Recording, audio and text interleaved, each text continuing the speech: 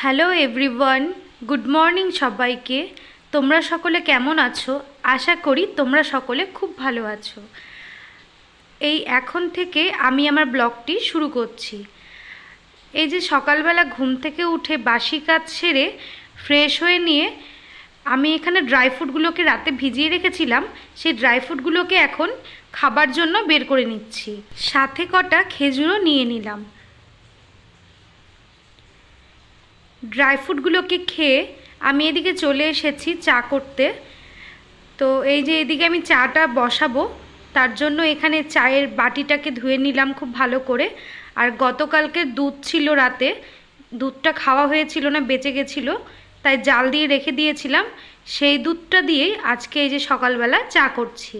আমি তাহলে চাটা করে নিই, তোমরা ততক্ষণ আমার ভিডিওর সাথে থাকো।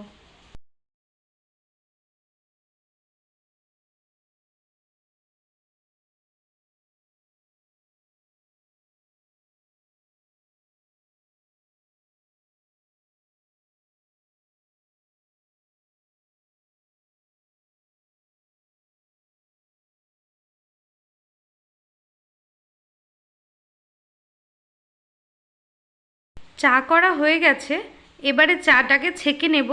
আর এই যে বাটি নিয়েছি একটা, বাটির মধ্যে সামান্য একটু মুড়ি নিয়ে নেব। সকালবেলা জানো তো খুব একটা বেশি ভারী কিছু খেতে ইচ্ছে করে না, আর সময়ও হয়ে ওঠে না। তাই জন্য এই চায়ের সাথে সামান্য একটু মুড়ি নিয়ে নিচ্ছি। এর থেকে ও আর আমি একটু একটু করে খেয়ে নেব। আর মুড়িতে তেমন কিছু নেব না, শুধু একটু সর্ষের তেল দিয়ে একটু মাখিয়ে নিলাম। এই দিয়েই সকালের টিফিনটা সেরে নেব। এইদিকে চা করে মাকে দিয়ে আসতে গেলাম মার ঘরে। আর মাকে চাটা দিয়ে এসে আমি নিয়ে যাব আমাদের ঘরে চাটা।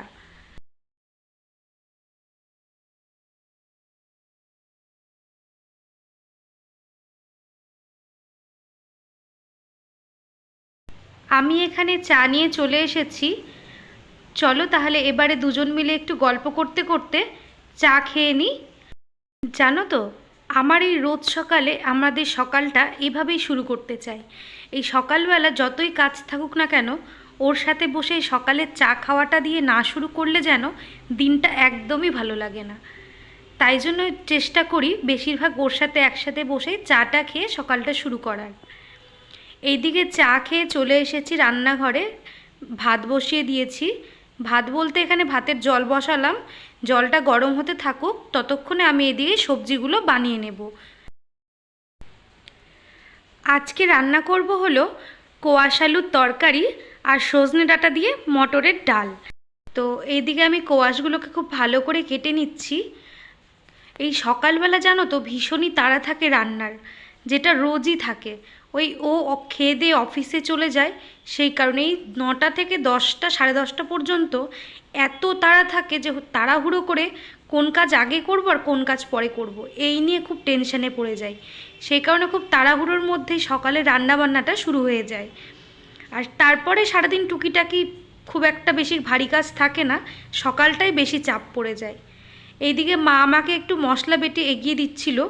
ওই যে বললাম সকালে খুব তাড়াহুড়ো থাকে, সেই কারণে এখানে মা মশলাগুলো বেটে নিচ্ছে সব। আর এইদিকে দেখো আমার রান্না কিন্তু হয়ে গেছে। এখানে সজনে ডাঁটা দিয়ে ডাল করেছি, এদিকে একটা বাটা করেছি, আলু কোয়াশের তরকারি করেছি, আর সাথে ভাত। তো এদিকে রান্নাবান্না সেরে স্নান করে চলে এসেছি।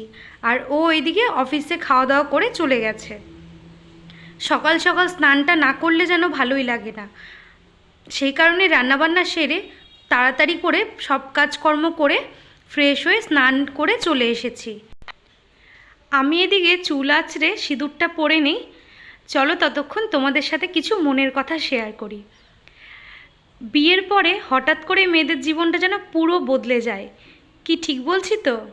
হ্যাঁ জানি, অনেকের সাথেই আমার এই কথাটা একই মত হবে।